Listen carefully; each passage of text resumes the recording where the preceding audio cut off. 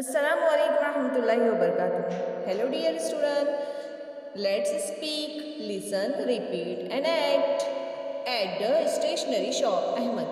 Kaka, I want a set of crayons. Do you have it? Ahmad पूछ रहा है कि क्या आपकी दुकान में कलर का बॉक्स है?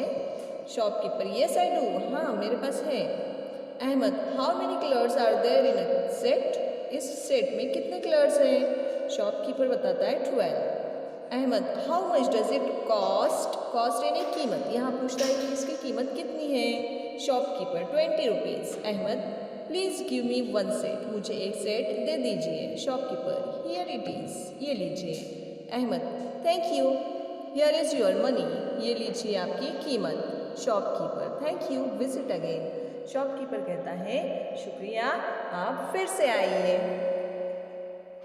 तो प्यारे बच्चों, लेट्स स्पीक यानी हमें बातचीत किस तरह से करनी चाहिए, इसके ताल्लुक से ये आपको छोटी सी क्लिप बताई गई है कि अहमद दुकान में जाता है, शॉप में जाता है तो शॉपकीपर से किस तरह से बात करता है.